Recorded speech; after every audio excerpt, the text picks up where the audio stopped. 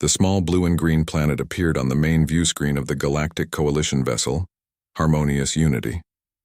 Captain Zrixtal's translucent skin rippled with excitement patterns as they gazed at humanity's homeworld. After decades of observation, the Coalition had finally decided that humans were advanced enough for first contact. "Prepare the diplomatic team," Zrixtal ordered, their voice making soft bubbling sounds through the translator. "Remember, these humans have only recently achieved interplanetary travel. They are considered technologically primitive, but potentially valuable allies." The Coalition's research team had spent years studying Earth from a distance. They had intercepted communications, analyzed atmospheric samples, and monitored human expansion to Mars and the Moon. What puzzled them most was how such physically fragile beings had survived long enough to develop technology. Lieutenant Vikalara, the ship's environmental officer, approached the captain. "Final readings confirm our earlier concerns. The planet experiences extreme temperature variations. Some regions regularly drop below freezing. It's remarkable any intelligent life survived such conditions." Zrixtal's skin darkened with concern. Most Coalition species evolved on planets with stable, warm environments. Temperature variations of more than 20 degrees were considered dangerous for most member species. Earth, with its ice caps and seasonal changes, seemed almost uninhabitable by their standards. "They must be more resilient than we thought," Zrixtal said. "Send the contact signal according to protocol." On Earth, the signal was received at NASA's headquarters in Houston. Alarms blared as scientists confirmed what they had hoped for decades: proof of intelligent alien life. Within hours, world leaders gathered virtually to form a response team. Dr. Alan Morris sat nervously in the briefing room. At 48, he had spent his entire career as a xenobiologist theorizing about alien life. Now, he would actually meet some. Next to him sat Lieutenant Samantha Wright, a 34-year-old military liaison with special training in Arctic survival. Her calm demeanor contrasted with the excitement around them. "This is not a drill, people," said Director Wilson. "An alien vessel is in orbit.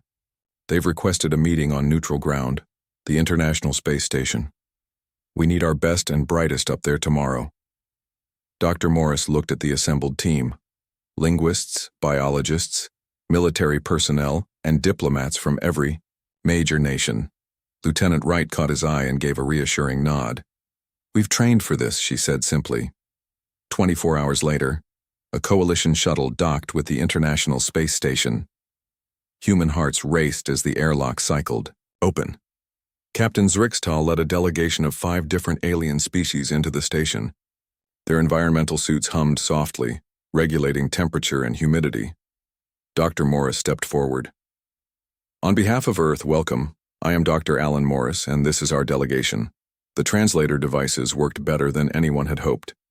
After initial introductions, humans and aliens moved to the conference room. The aliens seemed fascinated by how casually the humans moved in the station's artificial gravity and temperature. "Your vessel orbits at an impressive distance from your sun," said Zrixtal. "Our scans indicate temperatures on your planet range from extremely hot to fatally cold. How do your people survive such variation?" Dr. Morris explained about seasons, climate zones, and human adaptation. The aliens listened with increasing fascination as he described cities in deserts and scientific bases in Antarctica. Lieutenant Wright added, "I've served at our northern research stations. Last year I survived a blizzard during a training exercise in Alaska, where temperatures dropped to -40 degrees. The alien delegation fell silent. Their medical devices began scanning frantically. The tallest alien, a spindly being named RX-Nath, spoke rapidly to Zrixtal in their native language. The translation devices struggled to keep up. "Forgive us," said Zrixtal, their skin now pulsing with alarmed patterns. "Did you say -40 degrees? And you survived this?" Wright looked confused. "Yes, it was just part of our standard cold weather training. We had proper gear, of course." "By proper gear, you mean advanced thermal technology, force fields, cellular preservation devices?" asked RX-Nath, the Coalition's chief medical officer. Wright shook her head. "No, just insulated clothing, shelter, and survival knowledge. It was challenging, but nothing extraordinary. The real problem was finding enough firewood after the first day. The aliens exchanged troubled glances. Zrixtal's aide whispered something that made the captain's eyes widen. "You consider exposure to freezing temperatures a minor problem?" Zrixtal asked carefully. "With proper preparation, yes," Wright answered. "Humans have lived in Arctic regions for thousands of years. Our bodies can handle cold pretty well compared to many mammals." The aliens huddled together, speaking rapidly. When they returned to the conversation, their behavior had subtly changed. They asked detailed questions about human physiology, especially temperature tolerance. Dr. Morris noticed they seemed particularly interested in how humans had survived before advanced technology. That evening, after the aliens returned to their shuttle for rest, the human team gathered to compare notes. "Did anyone else notice how shocked they were about our cold tolerance?" Wright asked. Dr. Morris nodded. "They seemed almost afraid when you mentioned the Alaska training. I think for them, freezing temperatures are immediately life-threatening." "Makes sense," said Dr. Chen, the team physiologist. "Look at Captain Zrixtal. Their skin is practically translucent. I'd bet their cellular structure is very different from ours. Freezing would cause immediate crystallization in their tissues." The next morning, the coalition team returned with new equipment. They requested permission to monitor the humans' vital signs during the discussions. Dr. Morris agreed, curious about their sudden interest. As talks continued over the next 3 days, a pattern emerged. The aliens treated humans with increasing caution. Their questions focused on Earth's most extreme environments and how humans survived them. On the final day, Zrixtal presented a formal invitation. The coalition would be honored to host a human delegation aboard our vessel. We propose a cultural exchange program to better understand your unique species. After the aliens departed, Director Wilson received a classified report from intelligence analysts who had monitored the aliens' communications. One intercepted message from Zrixtal to Coalition Command contained a disturbing line. "Revised threat assessment immediately. Humans category upgrade recommended. Species demonstrates extreme environmental resilience beyond previous models. Their casual attitude toward lethal conditions suggests either advanced biological engineering or natural evolution in conditions we classified as unsurvivable." Dr. Morris read the report with raised eyebrows. "They think we're dangerous because we can handle a little cold?" Lieutenant Wright smiled. "Wait until they find out about people who swim in frozen lakes for fun." Neither realized that this first contact would forever change how the galaxy viewed humans, not for their technology or culture, but for their seemingly impossible ability to shrug off conditions that other species considered certain death. 3 months after first contact, the human delegation prepared to board the Galactic Coalition vessel Harmonious Unity. The cultural exchange program would last 30 days, giving both species time to learn about each other. Dr. Alan Morris checked his bags one final time, making sure he had packed both warm and cool weather clothing. No one knew exactly what conditions to expect on an alien ship. "Nervous?" asked Lieutenant Samantha Wright as she joined him in the preparation room. "A little," Dr. Morris admitted. "I've spent my life studying theoretical alien biology. Now I'm about to live among actual aliens." Their team included 2 more members, Dr. Paul Jenkins, a climatologist with extensive field experience in extreme environments, and Kelly Martinez, a cultural anthropologist specializing in adaptation behaviors. All 4 had been selected not just for their expertise but for their proven ability to adapt to unexpected situations. The Coalition shuttle arrived on schedule. Captain Zrixtal personally welcomed them aboard, skin patterns shifting in what the humans had learned was a sign of excitement. "We have prepared special quarters for your team," Zrixtal explained as they glided through corridors filled with curious alien crew members. "We hope they will be comfortable." The first thing the humans noticed was the heat. The ship maintained a constant temperature of 95 degrees Fahrenheit, with humidity near 80%. Within minutes, all 4 humans were sweating heavily.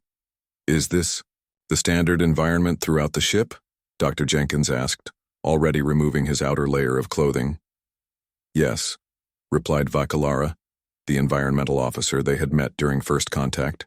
We maintain optimal conditions for most coalition species. Is it uncomfortable for you?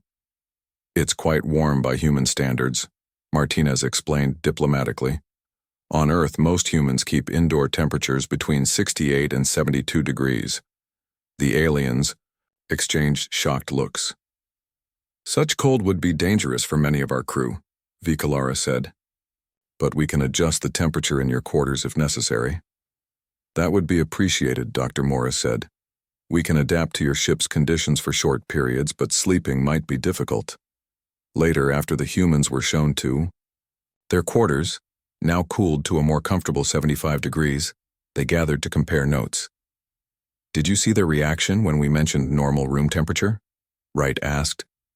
Jenkins nodded. For them, what we consider comfortable is apparently life-threatening. Explains why they were so shocked about your Alaska story.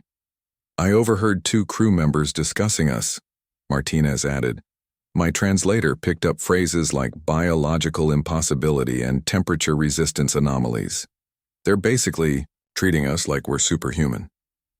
The next morning, the humans joined a tour of the ship's scientific facilities. The coalition scientists showed particular interest in human adaptability. Your species lives on all parts of your planet?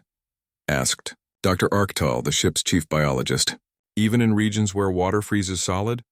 Not just lives there, Jenkins explained. Some humans seek out extreme environments for recreation. Mountain climbing, polar expeditions, desert treks. These are considered adventures.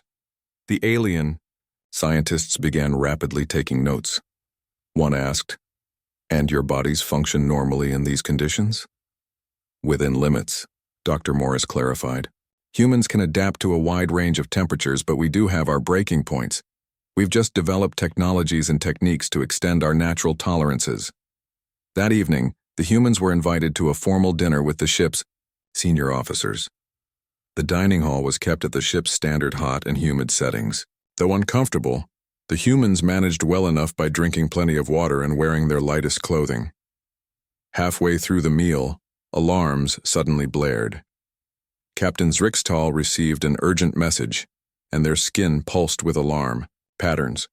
We have an environmental system malfunction, they announced. Temperature control is failing in this section. All non-emergency personnel should return to quarters immediately. The humans looked at each other in confusion as the alien crew rushed to don what appeared to be thermal protection suits. Within minutes, the room had emptied except for the human team and a few senior officers dealing with the crisis.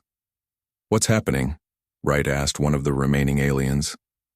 System failure, explained Commander Nexvira, the ship's engineer. Temperature is dropping dangerously. Emergency teams are working to fix it, but this section may drop below 65 degrees. You should evacuate with the others. Dr. Jenkins glanced at a nearby display showing environmental readings. It's only dropped to 78 degrees so far. That's perfectly comfortable for us. You can function in this? Nexvira asked, their voice translator struggling to convey their astonishment. Of course, Martinez said. In fact, this is much closer to what we consider ideal. Can we help with repairs? The remaining aliens stared at them in disbelief. Captain Zrixtal, now wearing a thermal suit with heating elements glowing visibly through the material, approached the humans. You are not experiencing cognitive impairment from the cold? They asked, studying the humans closely. Not at all, Wright replied. This is what we'd call sweater weather back home, though it's still too warm for actual sweaters. Seeing the aliens' continued struggle with the repairs despite their protective gear, Dr. Morris offered, Our bodies handle these temperatures easily. We could access areas you're finding difficult to work in. After a brief consultation, the alien engineers accepted the humans' help. While coalition crew members directed from a distance, Wright and Jenkins were able to reach environmental control panels without the bulky thermal suits that hindered the aliens' movements. The humans' assistance shortened the repair time considerably. Within an hour, the ship's temperature began rising back to coalition standards.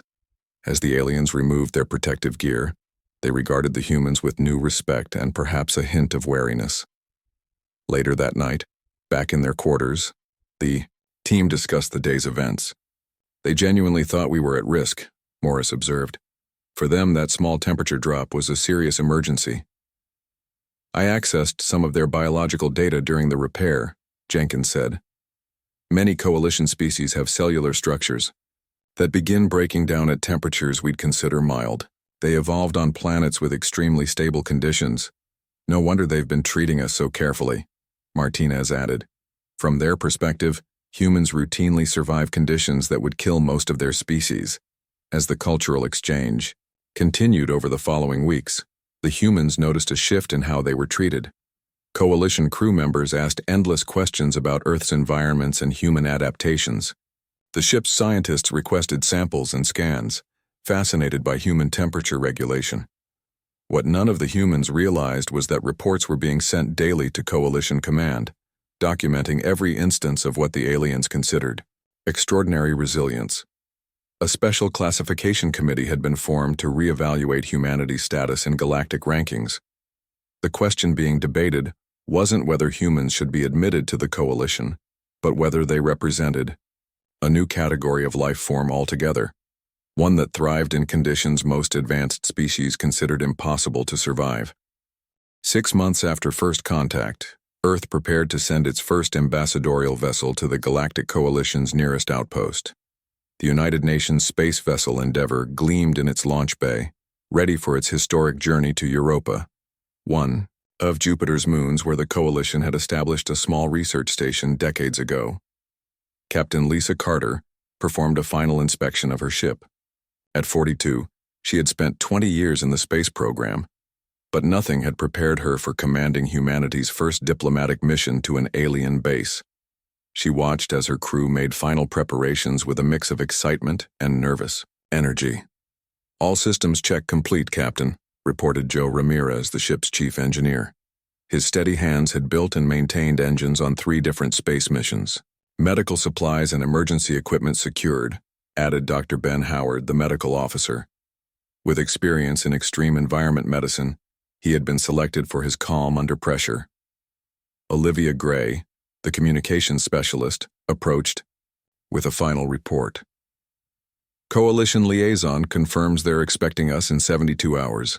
They've sent updated approach vectors for Europa's orbital station." Captain Carter nodded. "Thank you all. I know this mission carries a lot of weight, but remember, we were chosen because we're the best at what we do. Let's make history." The launch went perfectly. As Earth shrank behind them and the Endeavour accelerated toward Jupiter, the 20-person crew settled into their routines. Most had served together before, though none had ventured this far from Earth. The ship featured the latest in human space technology, including advanced life support systems designed to maintain Earth-normal conditions even in the coldest regions of space.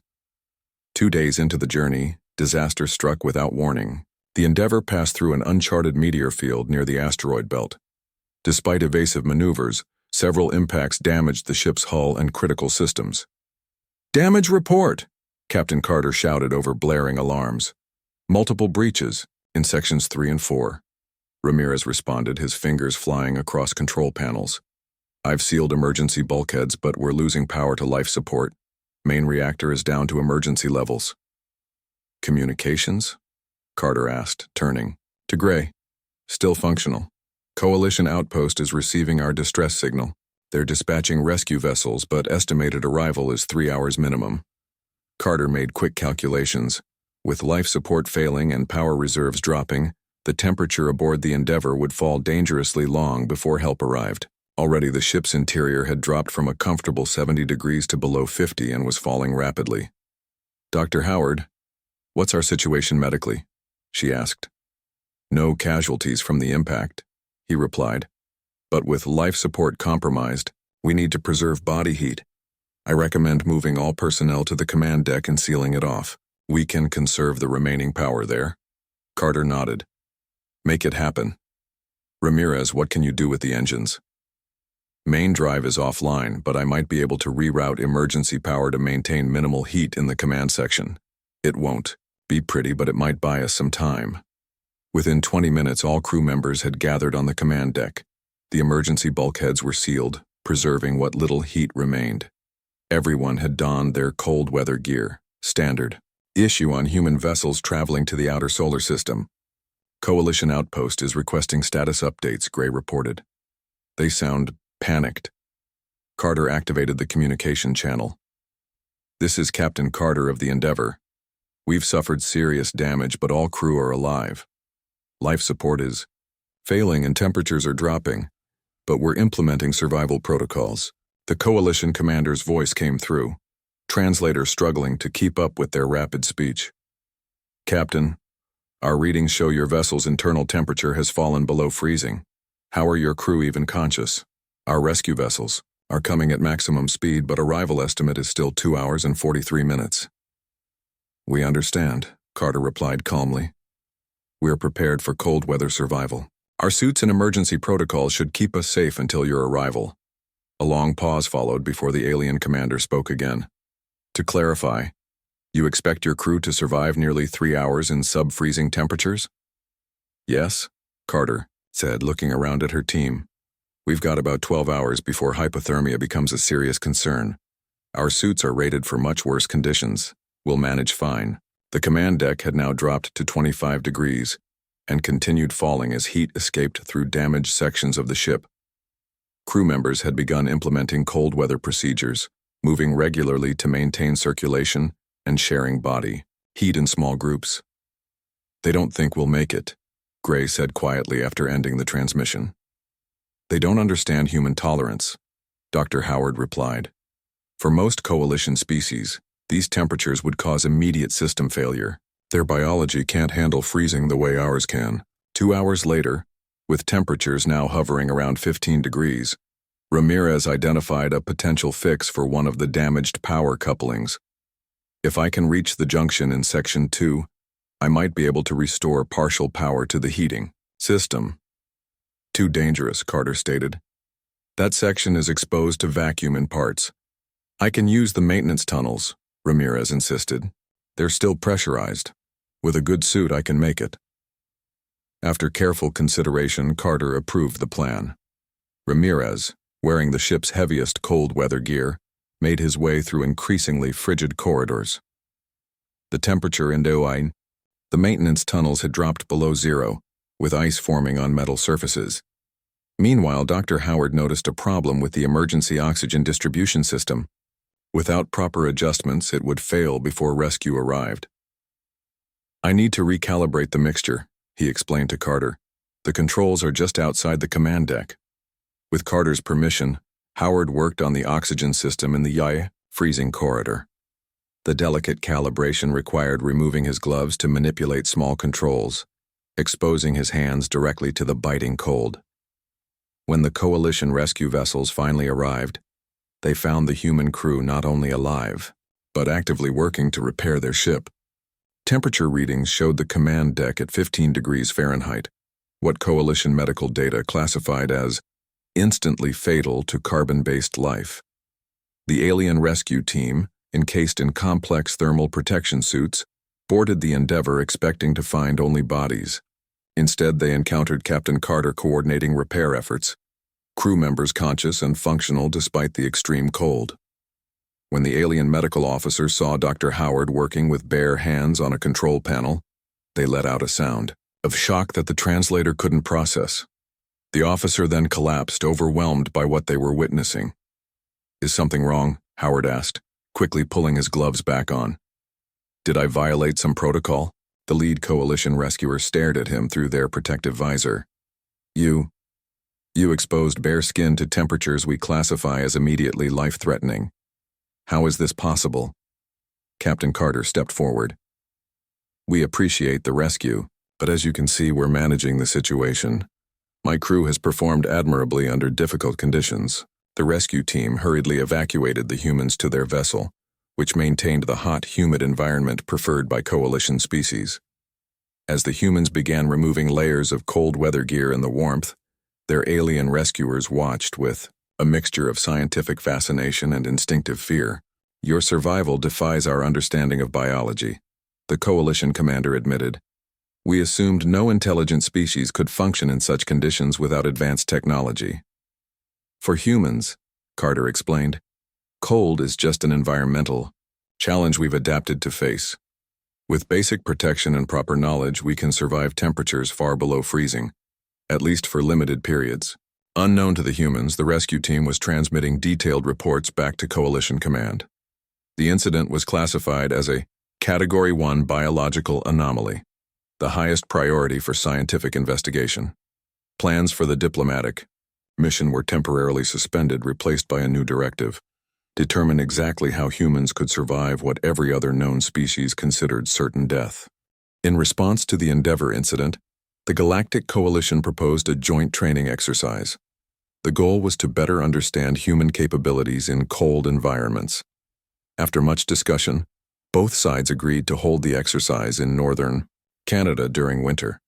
Average temperatures there hovered around -22 degrees Fahrenheit, conditions that humans considered challenging but manageable, and that coalition species deemed absolutely lethal.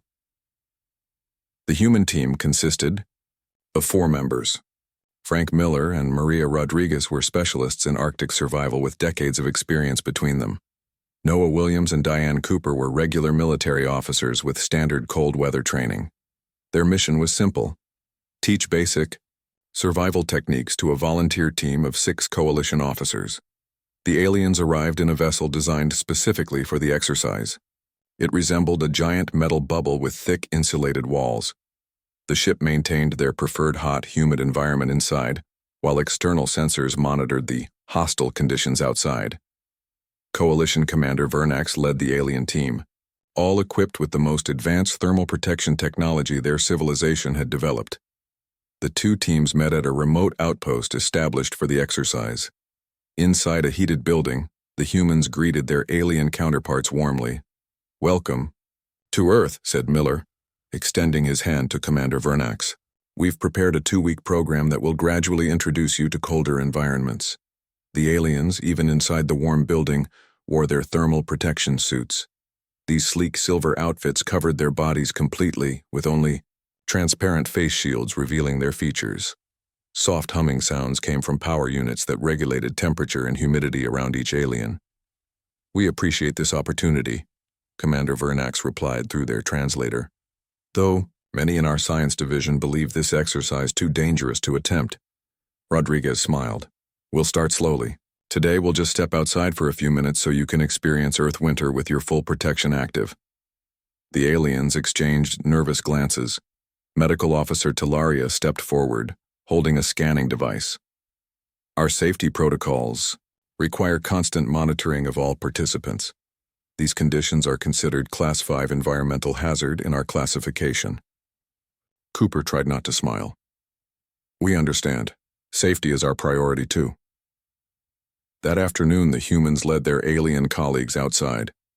The day was relatively mild by Canadian winter standards, only 15 degrees below zero with light wind. The surroundings were beautiful: snow-covered pine trees, frozen lakes, and mountains in the distance. The aliens moved awkwardly in their protective gear, taking small, cautious steps. Their suits hummed louder as heating systems worked harder. Meanwhile, the humans wore standard winter gear: insulated parkas, thermal pants, boots, gloves, and hats. Nothing special or technological, just layers of fabric designed to trap body heat. "How are you functioning without powered protection?" asked Vernax, voice filled with genuine confusion. "This is basic cold weather clothing," Williams explained. "Humans have used similar protection for thousands of years, long before we developed advanced technology." The aliens lasted just 10 minutes before retreating to their heated ship. The humans weren't surprised. According to Coalition medical data, even with their advanced suits, extended exposure could stress their biological systems. Over the next few days, the training progressed slowly. The aliens gradually extended their time outdoors, though always in their protective suits. They watched with fascination as the humans demonstrated basic winter survival skills. On the 5th day, Miller demonstrated building a snow shelter. He removed his gloves occasionally to better handle his tools, exposing bareskin to the freezing air. "Stop immediately," Talaria interrupted, their medical scanner beeping frantically. "Your extremities are exposed to freezing temperatures. Our scans indicate tissue damage is imminent. Miller looked up, surprised. It's just for a minute or two. As long as I don't let my hands get too cold, there's no real danger. But our data indicates human tissue freezes at these temperatures, Talaria insisted. Eventually, yes, Rodriguez explained. But for short periods, we can tolerate direct exposure. It's just a bit of frostbite risk. Nothing serious if you know what you're doing. The aliens observed with increasing amazement as the humans showed them how to find food in winter conditions. Rodriguez demonstrated ice fishing, cutting through the frozen surface of a lake and catching fish with simple equipment. Your species purposely developed these skills? Asked Vernax while watching from a safe distance, still inside their suit. Humans have lived in cold regions throughout our history, Williams explained. Before technology, our ancestors survived ice ages with nothing but fur clothing, fire, and knowledge passed down through generations. The exercise's most dramatic moment came during an overnight survival simulation. The plan called for both teams to construct emergency shelters and spend one night outdoors.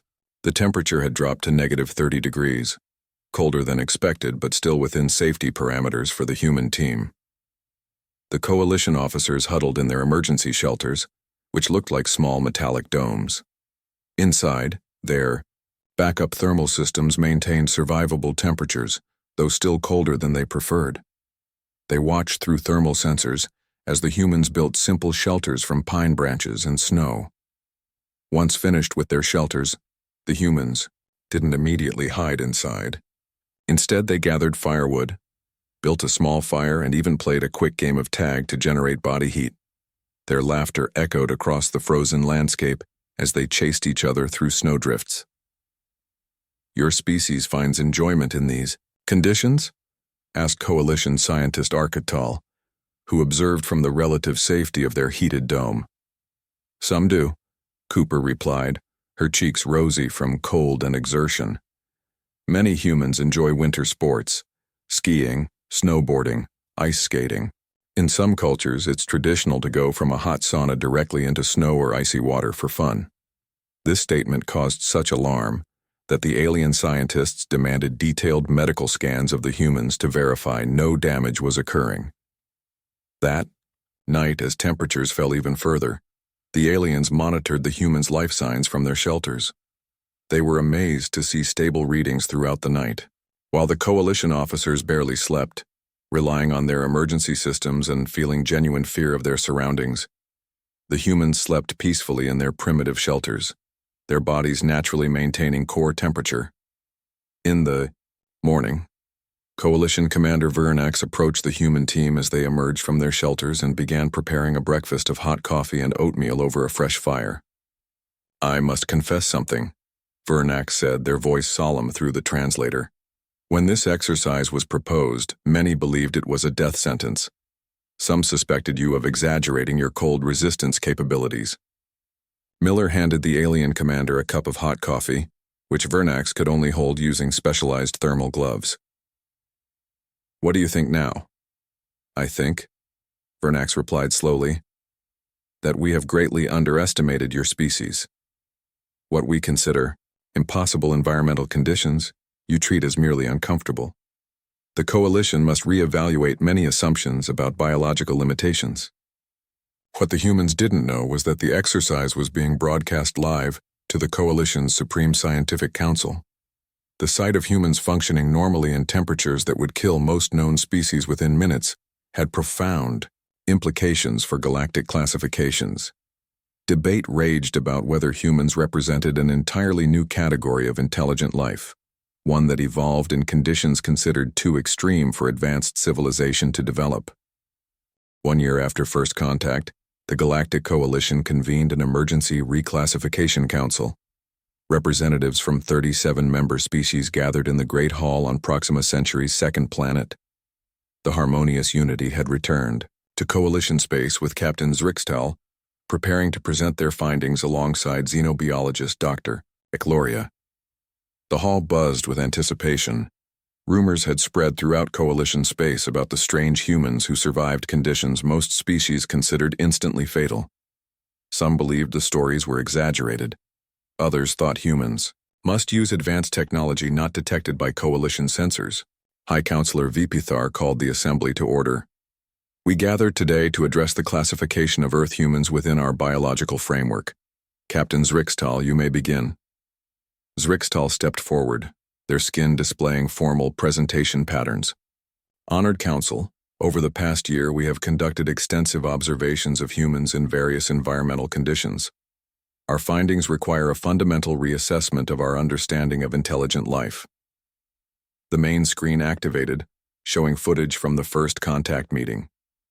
Lieutenant Wright casually mentioned surviving 40-degree temperatures.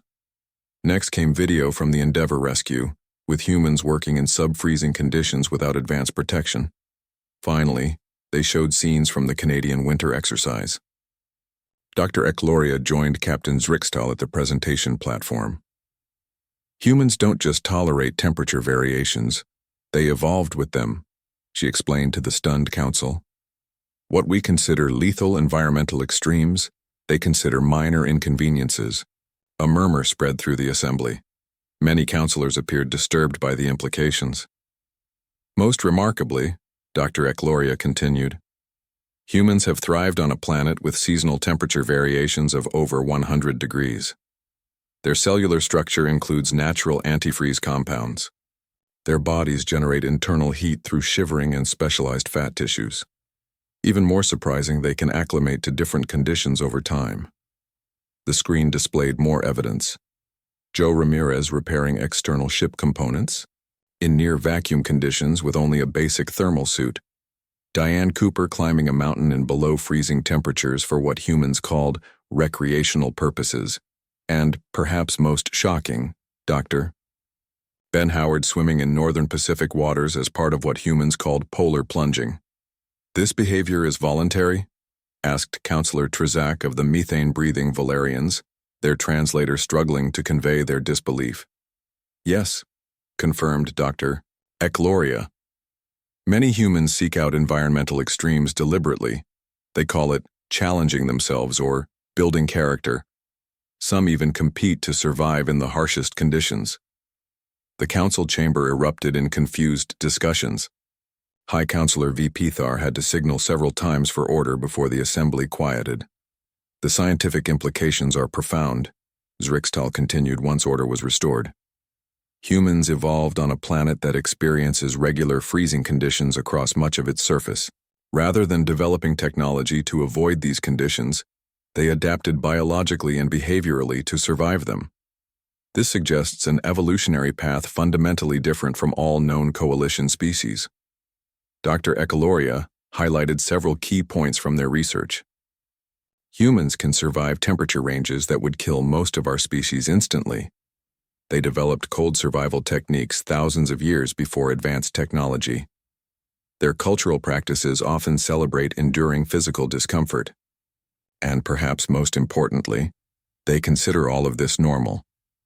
Counselor Ms. Taral of the desert-dwelling Sarfians raised an appendage. Could this cold resistance indicate aggressive tendencies? Should we consider humans a potential threat? Ekloria shook her head. Our psychological assessment suggests their environmental adaptability does not correlate with aggression. Rather, it demonstrates exceptional problem-solving abilities and cooperation under stress. Humans don't view harsh conditions as enemies to conquer, but as challenges to overcome through community effort. After hours of debate and reviewing evidence, the Council voted unanimously to reclassify humans from Class C moderate resilience to Class A extreme environmental adaptability, the first species to receive this designation in over 3 centuries. 2 months later, Captain Lisa Carter stood in the Coalition Diplomatic Center on Mars, preparing to meet with Coalition High Commander Palaxu.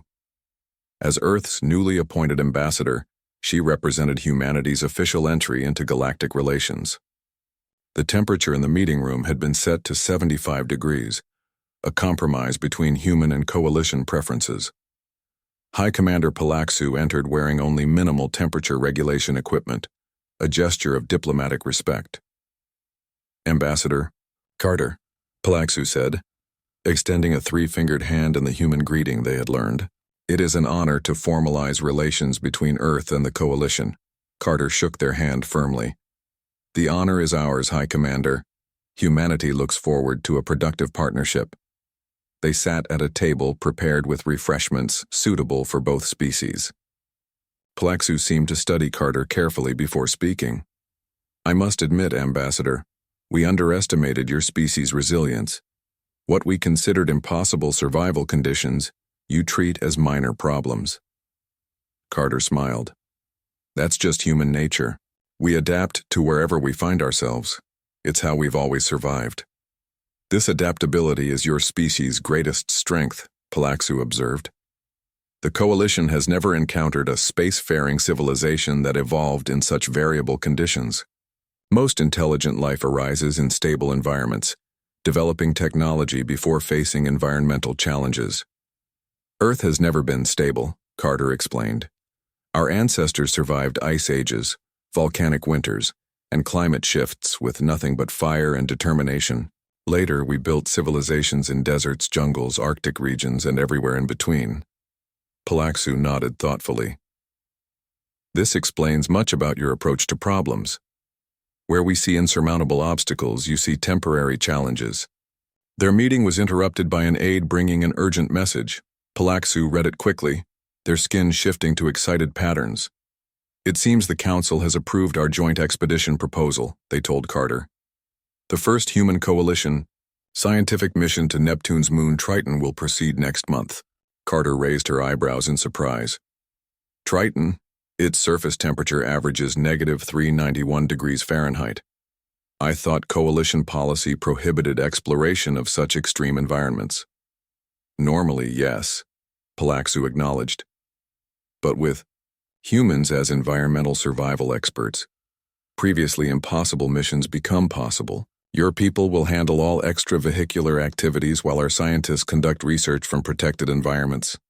As they continued discussing mission details, neither mentioned the real significance of this decision. For the first time, in coalition history, a younger species was being recognized not just as equals, but as leaders in an important field. Human cold adaptability, once considered a curiosity, had become a valuable resource. When Carter returned to Earth to report on the meeting, she brought remarkable news. Humans had earned not just acceptance, but a unique position within galactic society.